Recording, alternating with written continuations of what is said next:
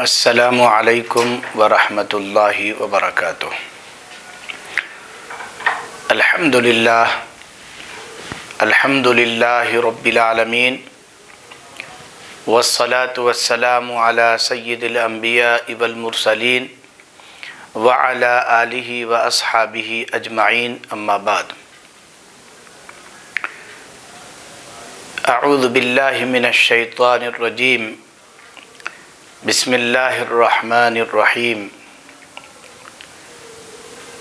یا ایہا النبی قل لأزواجک وبناتک ونساء المؤمنین یدنین علیہن من جلابیبہن ذلک ادنی ان یعرفن فلا یؤذین وکان اللہ غفورا رحیما۔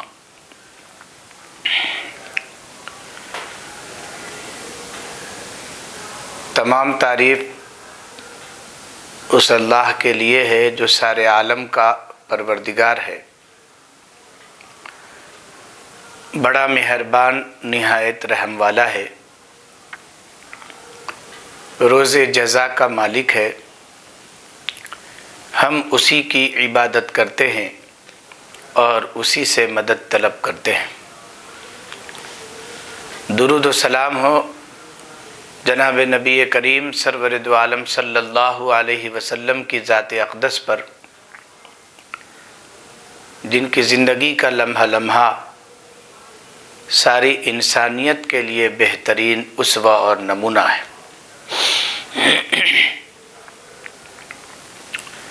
محترم ناظرین اور نہایت ہی قابل قدر حاضرین و سامعین،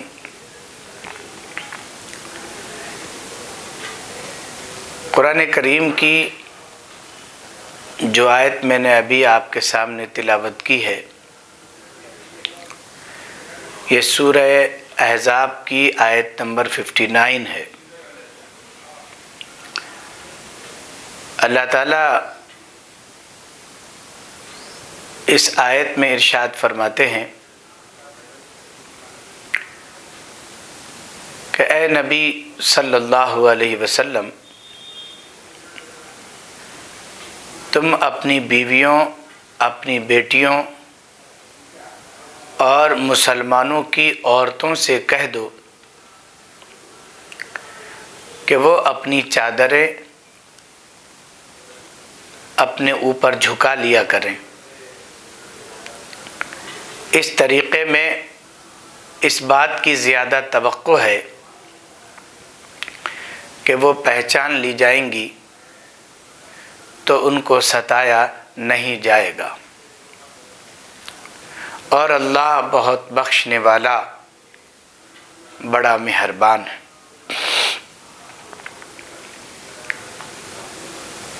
محترم ناظرین،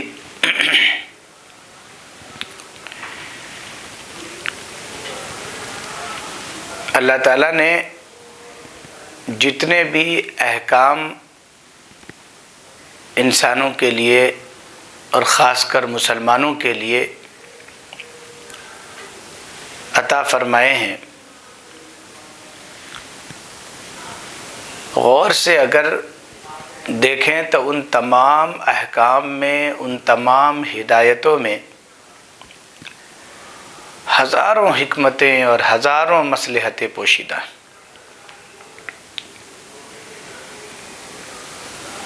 اللہ اور اس کے رسول صلی اللہ علیہ وسلم کا کوئی حکم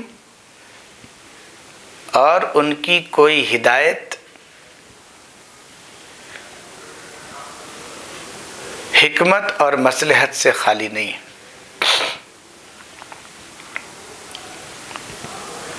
ہر ایک کا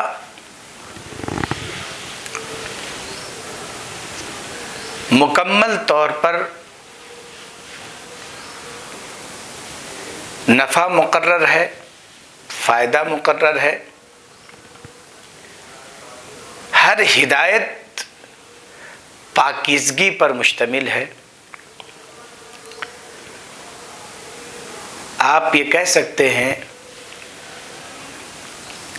کہ اللہ اور اس کے رسول صلی اللہ علیہ وسلم نے ایسے ہی احکامات دیے ہیں اور ایسی ہی تعلیمات دی ہیں اپنے بندوں کو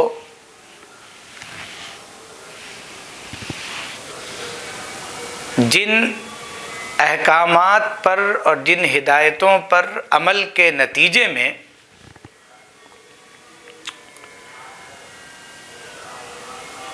پورا معاشرہ، پورا سماج ایک پاکیزہ نظام کو تشکیل دے سکتا ہے۔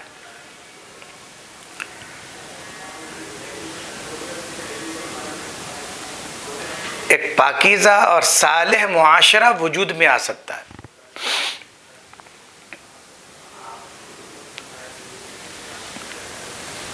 پروردگار عالم نے جہاں بہت سارے احکامات اپنے بندوں کو عطا کیے ہیں اور نبی کریم سرور دو عالم صلی اللہ علیہ وسلم نے اپنے قول و عمل کے ذریعے سے جہاں بہت ساری ہدایتیں ملت اسلامیہ کو دی ہیں، انہی میں سے ایک پردہ اور حجاب کا معاملہ بھی ہے۔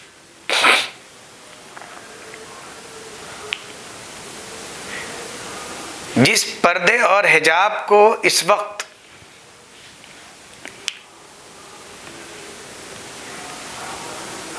ریاست کے لیے ہی نہیں بلکہ پورے ملک کے لیے ایک مسئلہ بنا دیا گیا ہے،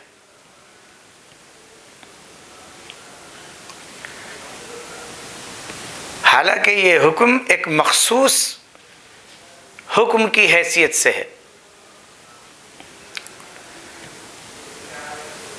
عورتوں کے لیے یہ خاص حکم ہے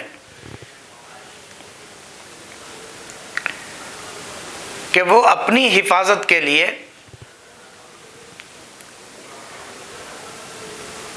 اپنے وقار کے لیے اپنی شرافت کے لیے اور اپنی عفت و عصمت کی حفاظت کے لیے پردہ اور حجاب اختیار کریں۔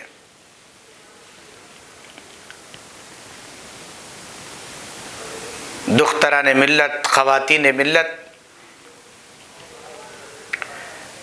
اگر پردہ اور حجاب اختیار کرتے ہیں تو اس سے کسی ملک کا کوئی نقصان نہیں ہے، کسی ریاست کا کوئی نقصان نہیں ہے، کسی شہر کا کوئی نقصان نہیں ہے، کسی گاؤں اور بستی کا کوئی نقصان نہیں ہے، کسی ادارے اور کسی تعلیم گاہ کا کوئی نقصان نہیں ہے،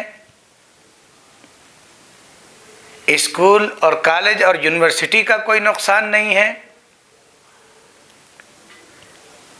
کسی مرد کا کوئی نقصان نہیں ہے۔ یہ اپنے طور پر محض اپنی حفاظت کے لیے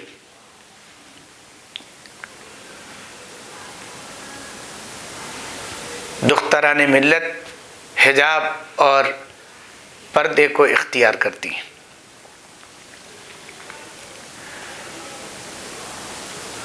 اور اپنی مرضی سے اور اپنی چوائس سے، اپنی خواہش سے اپنے طور پر حجاب استعمال کرنا اور اس کو اختیار کرنا کوئی غیر قانونی مسئلہ نہیں ہے، یہ کوئی غیر قانونی چیز نہیں ہے۔ ہر ایک کو اپنے طور پر اپنی نجی زندگی گزارنے کا حق ہے، پرائیویسی انسان کا بنیادی حق ہے۔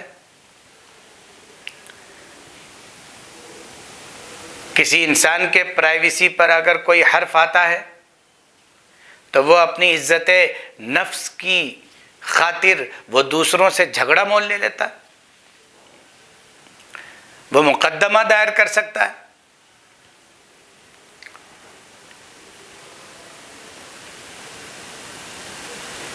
آخر اس کو کیوں ایک مسئلہ بنا دیا گیا؟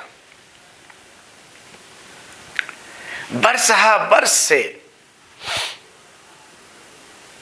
اسکول کی طالبات ہوں، کالج کی طالبات ہوں، یونیورسٹی کی طالبات ہوں، اپنے اپنے طور پر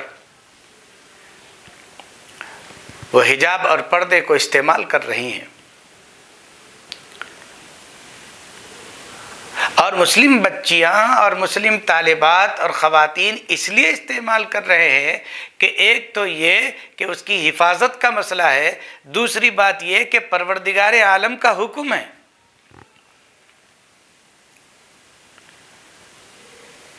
اللہ اس کے رسول صلی اللہ علیہ وسلم کی ہدایت ہے۔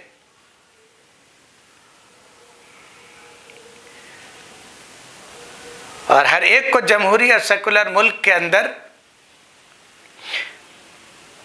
اپنے مذہبی تشخص کے ساتھ جینے اور زندگی گزارنے کا حق ہے۔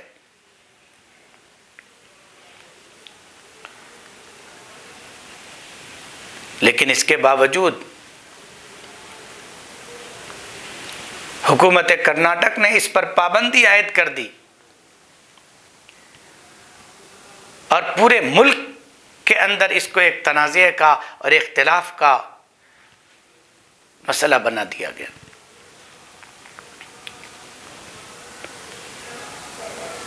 ظاہر ہے کہ ایک جگہ اگر ایسا ہوتا ہے تو اس کے اثرات دوسرے علاقوں کے اندر بھی مرتب ہوتے ہیں، اور ہو رہے ہیں اور ہونا شروع ہو گئے ہیں۔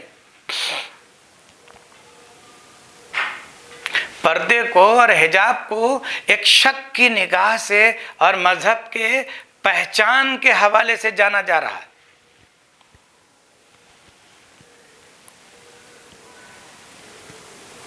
مذہبی چیز کے علاوہ خود عورت کی حفاظت اس میں ہے، یہ حفاظت سے متعلق ہے۔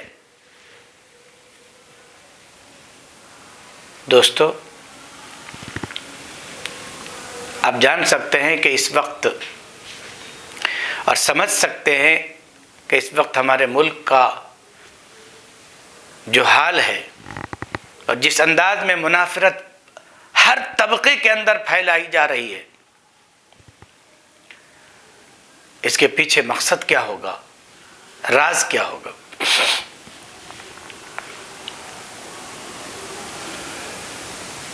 ہر ایک نے اپنے اپنے طور پر اس کا جائزہ لیا ہے اور جائزے کو عام لوگوں کے سامنے پیش کیا ہے، لیکن ایک بات بہت واضح طور پر سمجھی جا سکتی ہے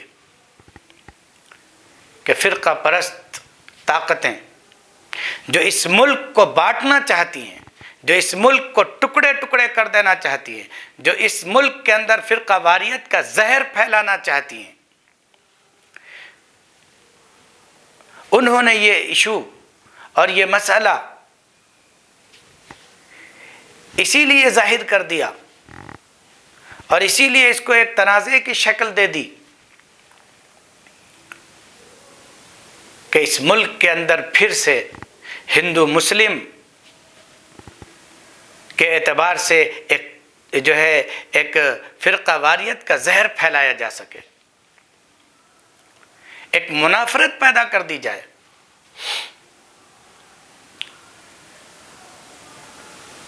جو منافرت ٹرپل طلاق کے ذریعے سے وہ پھیلانے میں کامیاب نہیں ہوئے، دہلی کے فساد کے ذریعے سے جس منافرت کو پھیلانے کی میں وہ کامیاب نہیں ہوئے، مساجد کی شہادت کے ذریعے سے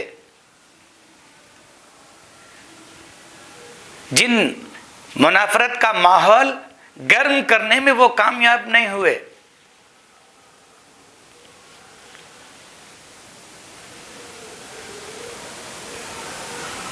اسی کو اور ہوا دینے کے لیے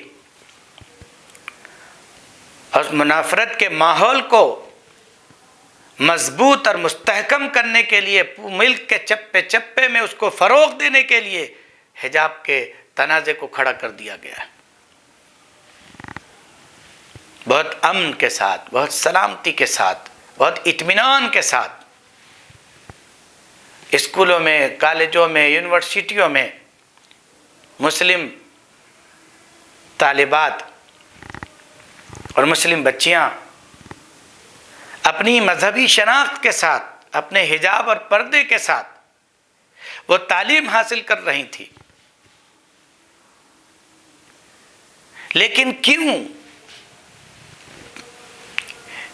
یہ مسلم طالبات تعلیم کے میدان میں آگے کیوں جائے؟ اسکول اور یونیورسٹی اور کالج کا ماحول پرامن کیوں رہے؟ فرقہ پرست لوگ ان اداروں کو بھی پرامن ہونے نہیں دیتے، ان اداروں کو بھی اور ان تعلیم گاہوں کو بھی پرامن رہنے نہیں دیتے۔ فرقہ واریت کا جو زہر ان لوگوں نے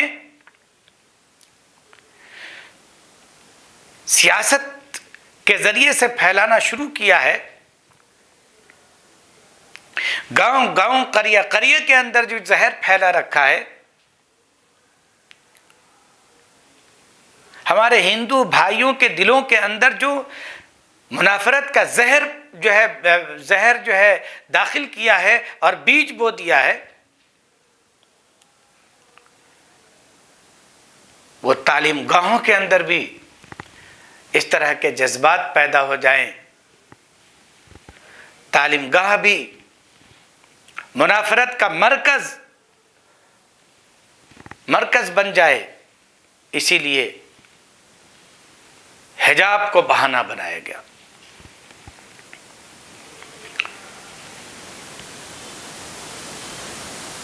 یو پی کے الیکشن پر ہر ایک کی نظر ہے، پوری دنیا اس کو دیکھ رہی ہے، ملک کے دیگر باشندوں کی کڑی نظر ہے کہ اس الیکشن کا نتیجہ کیا آئے گا۔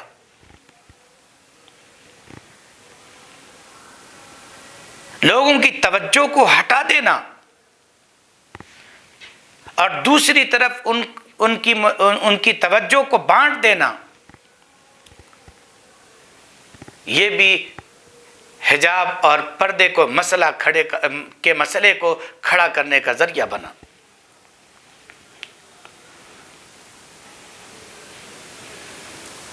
دوستو،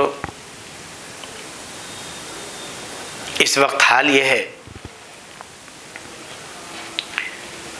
ایک ایک کر کے اس ملک کے اندر برہمن واد کو فروغ دینے کی کوشش کی جا رہی ہے، اور اسلام کے ایک ایک مسئلے کو مختلف طریقوں سے، مختلف موقعوں پر اس کو اٹھا رہے ہیں، اس پر اعتراض کر رہے ہیں، اور لوگوں کے دلوں میں شک پیدا کر رہے ہیں، ان کے ذہنوں میں زہر ڈال رہے ہیں، تاکہ عام لوگ جو اسلام سے قریب ہوتے جا رہے ہیں اور مختلف کتابوں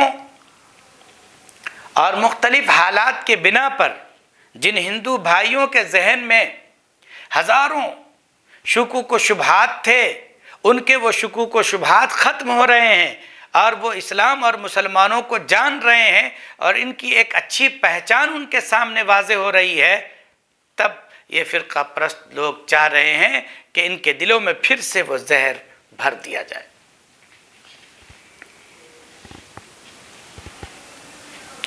دوستو،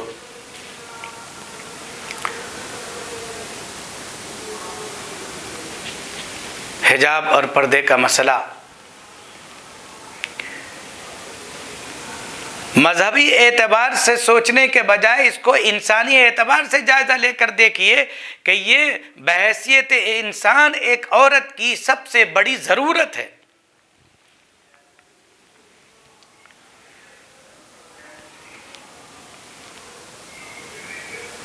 وہ خواتین اور وہ بچیاں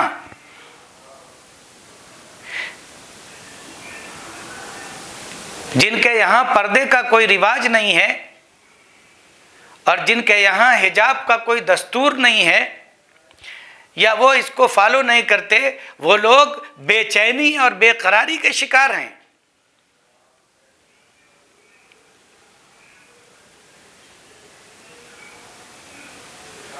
آج جو جگہ جگہ مختلف شہر سے لے کر کے دیہات اور مرکزی مقامات پر مختلف شہروں میں جو زنا بالجبر کے واقعات ہو رہے ہیں، آپ جائزہ لیں، اس میں سے اکثر واقعات انہی وجوہات کی بنیاد پر ہے کہ عورتیں اور یہ بچیاں بے حجاب تھیں، ان کے جسم کا بعض حصہ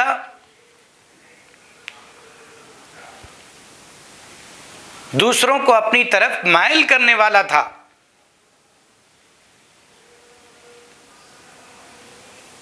انہی بنیادوں پر دوستو پروردگار عالم نے، اللہ اور اس کے رسول صلی اللہ علیہ وسلم نے، مذہب اسلام نے عورت کی حفاظت کے لیے اتنا پاکیزہ نظام بنایا کہ انہیں حکم دیا کہ تم حجاب اور پردہ اختیار کرو، تاکہ ہوس پرست لوگوں کی نگاہوں سے تم محفوظ رہ سکو،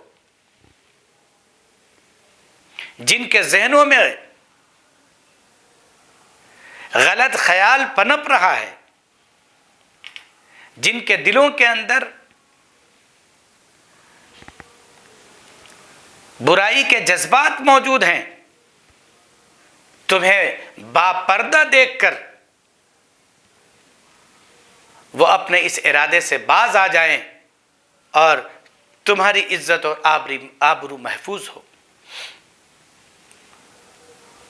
خطبے میں نے جو آیت تلاوت کی، رب تعالی شانہ ارشاد فرماتے ہیں اپنے نبی حضرت محمد مصطفیٰ صلی اللہ علیہ وسلم کو خطاب کرتے ہوئے کہ اے نبی صلی اللہ علیہ وسلم، آپ اپنی بیویوں، اپنی بیٹیوں اور مسلمانوں کی عورتوں سے فرما دیں، کہہ دیں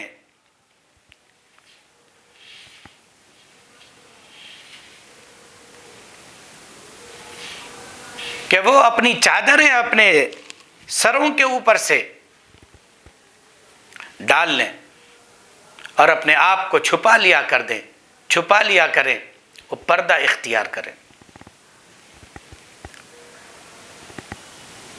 جلباب ایسے لباس کو کہا جاتا ہے، ایسی چادر کو کہا جاتا ہے جو سر سے لے کر کے پیر تک انسان کے جسم کو چھپائے۔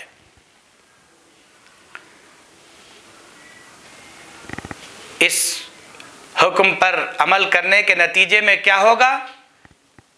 وہ لوگ جن کے ذہنوں میں شرارتیں ہیں، وہ لوگ تمہیں پہچان لیں گے، سمجھ جائیں گے کہ یہ شریف گھرانوں کی عورتیں ہیں، لہذا وہ ان کو نہیں ستائیں گے اور اس طریقے سے ان کی عزت و عصمت کی حفاظت ہوگی۔ یہاں پروردگار عالم نے ازواج مطہرات کو بھی خطاب کیا، بنات طیبات کو بھی خطاب فرمایا، عام مسلمان عورتوں کو بھی اللہ تبارک و تعالی نے اس خطاب میں شریک کیا اور اس کے نفع اور نقصان کو ظاہر فرمایا۔ ظاہر ہے کہ پردہ اختیار نہیں کریں گے تو ایسی صورت میں ہوس پرست کی نگاہوں سے آپ نہیں بچ سکتے۔ دوستو، حجاب ظلم اور ناانصافی کی علامت نہیں، یہ عورتوں پر ظلم نہیں ہے، یہ ان کے ساتھ زیادتی نہیں ہے، یہ ان کے ساتھ سراسر انصاف ہے، یہ ان کی ترقی میں رکاوٹ کا ذریعہ نہیں ہے، وہ باپردہ رہ کر بہت سے ترقیاتی امور کو انجام دے سکتے ہیں، اور بہت سی مسلم خواتین نے پردے میں رہنے کے باوجود بھی انہوں نے ایسے ایسے کارنامے کیے ہیں جس نے ریاست کا اور ملک کا نام روشن کیا ہے۔ حجاب ان کے لیے رکاوٹ نہیں بنا،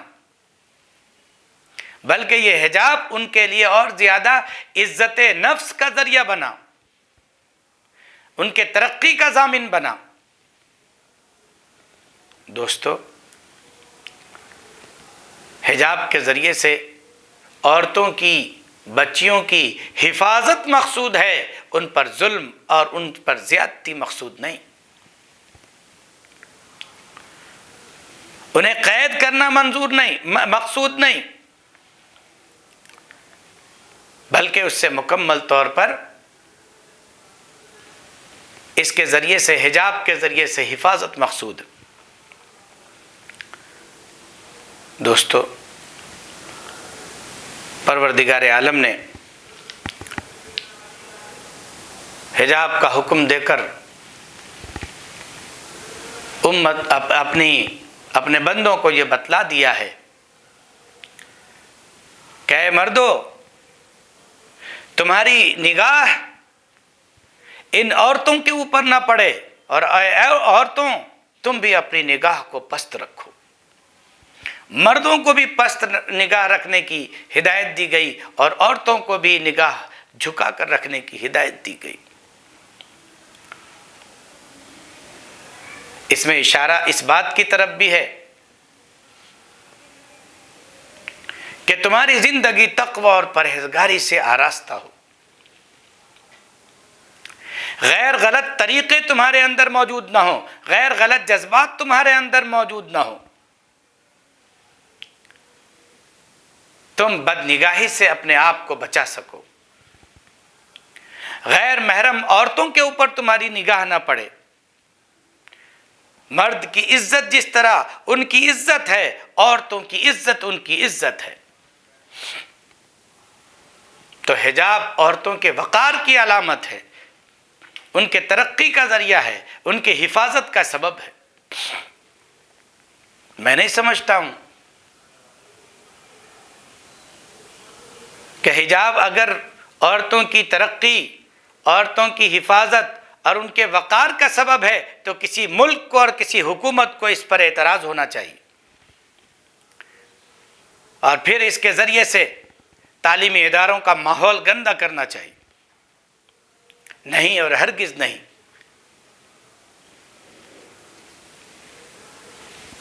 دوستو،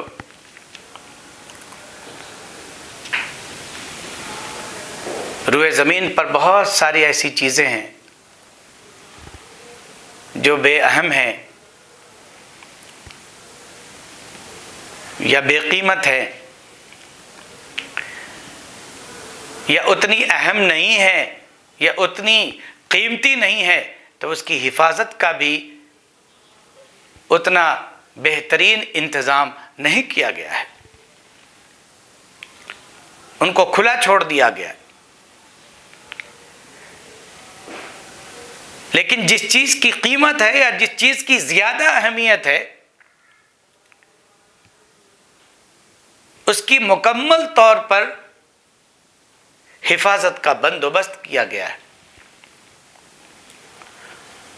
ہم دیکھتے ہیں کہ اللہ تبارک و تعالی نے، علماء کرام نے اپنی تحریروں میں یہ بات لکھی ہے، اور ہم سب محسوس کرتے ہیں، غور و فکر کرتے ہیں کہ اللہ تعالیٰ نے ہمارے جسم کے جو نازک حصے ہیں ان کو کس طرح پوری حفاظتی حصار کے اندر رکھا ہے۔ دماغ کتنا نازک ہے، اللہ تبارک و تعالیٰ نے اس مضبوط کھوپڑی کے اندر اس کو محفوظ کر دیا ہے، اس لیے کہ یہ اہم بھی ہے، نازک بھی ہے، قیمتی بھی ہے۔ انسان اگر دماغ سے خالی ہو تو آپ جانتے ہیں کہ اس کا کیا نام دیا جاتا ہے، اور کس طرح کے ناموں سے ان کو پکارا جاتا ہے کہ یہ شخص بے دماغ ہے، بد دماغ ہے، پاگل ہے، مجنون ہے، دیوانہ ہے۔ سوچنے اور سمجھنے کی صلاحیت اللہ تبارک و تعالی نے دماغ کے اندر رکھی ہے۔ اتنا سمجھیے کہ اتنی قیمتی چیز اور اتنی اہم چیز اگر یوں ہی اس کو کھلا ہوا چھوڑ دیا جاتا اور اس کی حفاظت کا بندوبست نہیں کیا جاتا تو آپ بتائیے کہ اس کی کیسے حفاظت ہو سکتی تھی، اور ہمارے دماغ کا کیا حال ہوتا۔ جبکہ یہ ہاتھ اور یہ پیر یہ عام طور پر کھلے ہوئے رہتے ہیں، اس کو اتنا نقصان نہیں پہنچ سکتا کھلے ہوئے رہنے کے نتیجے میں، جس قدر دماغ اگر کھلا ہوا ہو تو اس کو نقصان پہنچ سکتا ہے۔ اللہ تعالیٰ نے ہمارے جسم کے اندر یہ دھڑکتا ہوا دل رکھا ہے، اور کتنی حفاظت کے ساتھ اس کو رکھا گیا ہے۔ اگر یہ بالکل اوپن رکھ دیا جاتا، کھلم کھلا رکھ دیا جاتا، جس طریقے سے ہمارا یہ چہرہ نظر آ رہا ہے، جس طریقے سے ہمارے یہ ہاتھ پیر نظر آ رہے ہیں، تو ایسی صورت میں ہمارے اس دل کا کیا حال ہوتا۔ آنکھیں اللہ تبارک و تعالیٰ نے یہ بنائی ہیں، کتنی بڑی نعمت اور کتنی اہم چیز ہے، اور کتنا نازک مقام ہے۔ یہ اللہ تبارک و تعالیٰ نے کیڑے مکوڑوں سے حفاظت کے لیے بھی یہ بالوں کا ایک غلاف آنکھوں پر چڑھا رکھا ہے۔ اسی طریقے سے اللہ تبارک و تعالیٰ نے روئے زمین کی سب سے قیمتی چیز عورتوں کو اللہ تعالیٰ نے پیدا فرمایا۔ حدیث میں ہے، نبی کریم صلی اللہ علیہ وسلم نے ارشاد فرمایا، الدنیا کلها متاع وخیر متاع الدنیا المرأة الصالحہ۔ نیک عورت سب سے قیمتی چیز، اس پورے روئے زمین کی سب سے قیمتی چیز، نازک چیز، اہم چیز۔ کیا دستور ہے ہمارا، کیا طریقہ زندگی ہے ہمارا، جو چیز جتنی زیادہ قیمتی ہو، جتنی زیادہ اہم ہو، جتنی زیادہ نازک ہو، اس کو پردے میں رکھا جاتا ہے، چھپا کر رکھا جاتا ہے، ظاہر نہیں کیا جاتا۔ دوستو، اسی لیے عورت کی حفاظت اس کے پردے میں ہے، عورت کی عزت اس کے پردے میں ہے، عورت کی شرافت اس کے پردے میں ہے، عورت کی حیا اس کے پردے میں ہے۔ یہ نقاب اور یہ حجاب اور یہ پردہ اللہ تبارک و تعالیٰ نے اسی حکمت کے پیش نظر ان کو جو ہے اختیار کرنے کی ہدایت دی،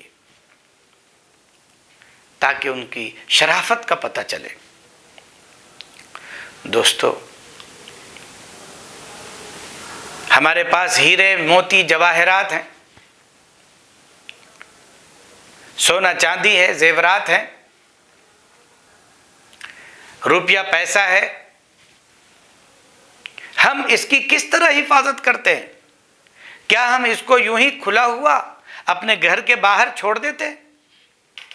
گھر کے باہر تو کیا، گھر کے دروازے پر نہیں چھوڑتے، گھر کے دروازے پر تو کیا، گھر کی صحن میں نہیں چھوڑتے، گھر کے صحن میں تو کیا، اپنے جو ہے دالان کے اندر نہیں چھوڑتے، جو ہے گھر کے دالان میں تو کیا جو ہے ہم عام روموں کے اندر جو ہے اس کو، عام کمروں کے اندر اس کو نہیں چھوڑتے، بلکہ ان قیمتی چیزوں کی اہمیت ہمارے اندر اس قدر ہوتی ہے کہ ہم اس کو محفوظ کمرے میں بند رکھتے ہیں، محفوظ الماری میں بند رکھتے ہیں، ان کمروں کا انتخاب کرتے ہیں جہاں عام طور پر لوگ نہیں جاتے، عام طور پر لوگوں کا گزر نہیں ہوتا۔ پھر الماری کے اندر بھی اس خاص تجوری کا خانہ اس کے لیے خاص کر لیتے ہیں جس کے اندر ان زیورات کی اور ان سونے چاندی اور موتی اور ہیرے اور جواہرات کی حفاظت ہو سکے. وہاں بھی بڑے احتیاط کے ساتھ اسے رکھا جاتا ہے. پھر اس کو مقفل کر دیا جاتا ہے تاکہ چوری نہ ہو، کسی کی نگاہ نہ پڑے، کسی کی نیت خراب نہ ہو. کیا عورتوں کی حیثیت ان سونے چاندی جواہرات اور جو ہے موتی اور ہیرے سے کم ہے کہ ہم نے ان کو جو ہے مکمل طور پر بے حجاب کر دیا؟ کیا عورتوں کی حفاظت کا یہ حق نہیں تھا کہ ہم ان کے لیے ہر درجہ احتیاط سے کام لیتے اور ان کو مکمل طور پر جو ہے ایک ساتر لباس عطا کرتے؟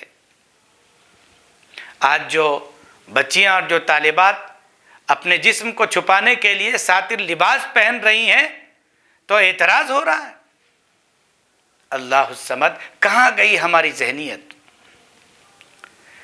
ہماری عقل کو کیا ہو گیا ہے؟ کیا ہماری عقل پر پردہ پڑ چکا ہے؟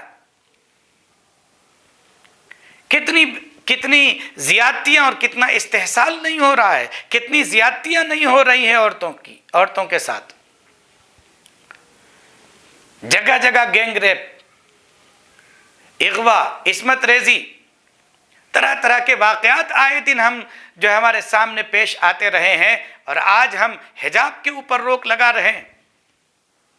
اور اس سے بڑی کوئی چیز ہوتی تو اس کو ہم اختیار کرتے تاکہ ہم ان بچیوں کی اور ان طالبات کی اور ان خواتین کی اور دختران ملت کی حفاظت کا سامان فراہم کرتے.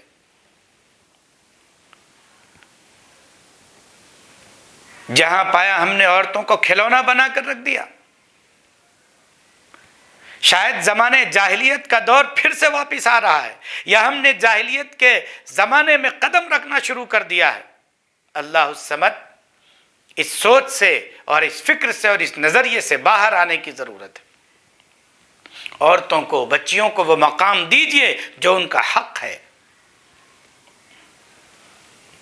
آئیے اسلام کے اس نظام کو قبول کیجئے جس پاکیزہ نظام کے اندر یہ پردے اور حجاب ہے، جس سے عورتوں کی شرافت، جس سے عورتوں کے وقار اور جس سے جو ہے ان کی عصمت میں اضافہ ہوتا ہے.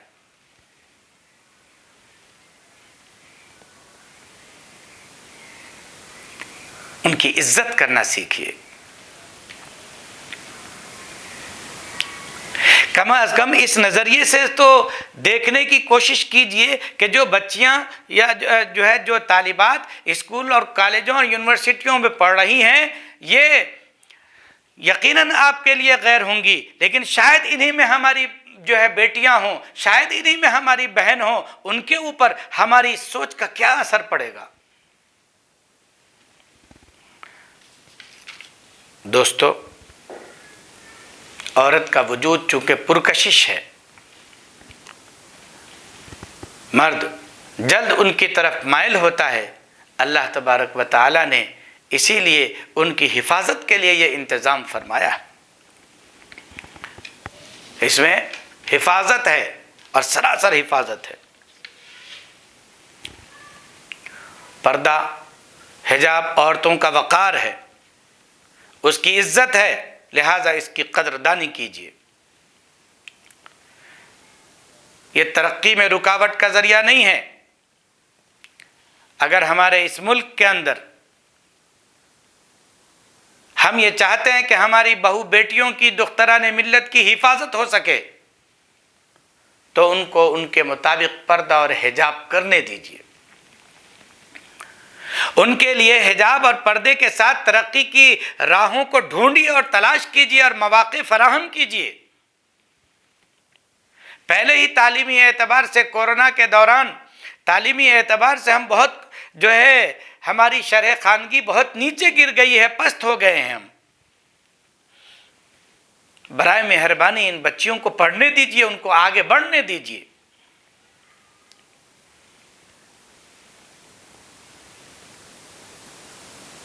آج اگر ہم انہیں پڑھنے سے روکیں گے، جیسا کہ عدالت کا ایک فیصلہ آیا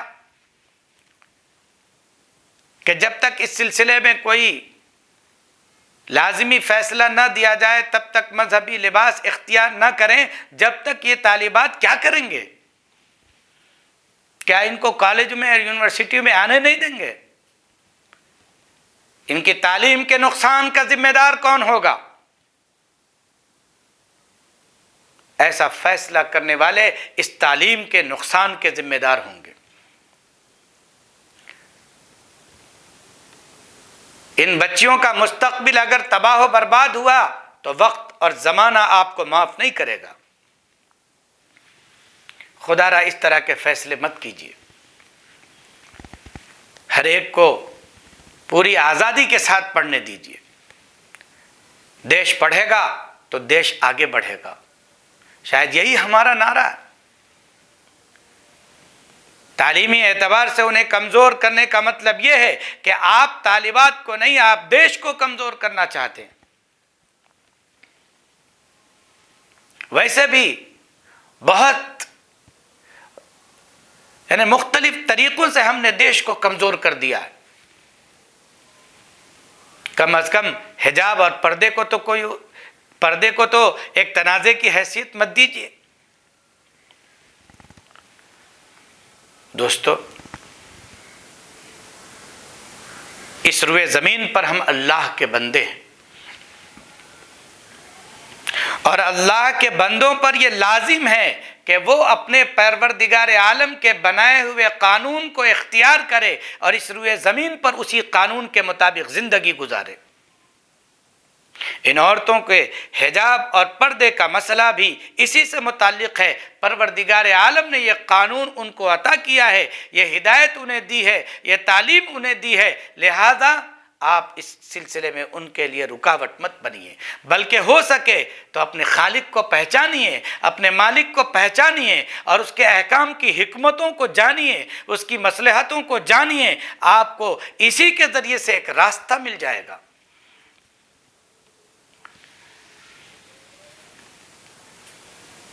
آپ اپنی ناکامیوں کو چھپانے کے لیے حجاب کو بہانہ نہیں بنا سکتے۔ آپ اپنی ناکامیوں کو چھپانے کے لیے اور مسجدوں کی شہادت کے لیے حجاب اور پردے کو بہانہ نہیں بنا سکتے۔ آپ کو اس ملک کے اندر اپنی ذمہ داریوں کو صحیح طور پر ادا کرنا ہوگا، اور ان تمام لوگوں کے ساتھ انصاف کرنا ہوگا جو اس ملک کے باشندے ہیں، اس ملک کے اندر اپنی زندگی گزار رہے ہیں۔ یہ آپ کی ذمہ داری ہے۔ امن کا ماحول قائم کیجئے، سلامتی کا ماحول قائم کیجئے، اس کو بگاڑیے نہیں، اس کو بنانے کی کوشش کیجئے۔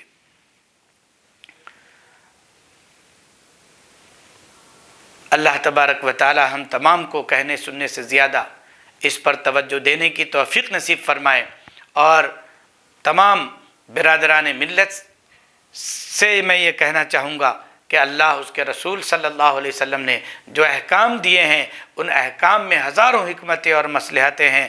خدا را اس پر عمل کیجئے، سختی سے جو ہے اس کو اختیار کیجئے، اور اللہ کی ذات پر بھروسہ رکھیے۔ شریعت پر چلنے اور شریعت کے مطابق زندگی گزارنے سے ہی شریعت کے اوپر موت آتی ہے، ایمان کے اوپر موت آتی ہے، اور اسی میں 100% کامیابی ہے، دنیا کی بھی اور آخرت کی بھی۔ اللہ تبارک و تعالی ہم سب کو اس پر توجہ دینے کی توفیق نصیب فرمائے۔ وآخر دعوانا ان الحمد للہ رب العالمین۔ جمال الوجود بذكر الإله وتصفو الحياة بنور هداه. جمال الوجود بذكر الإله وتصفو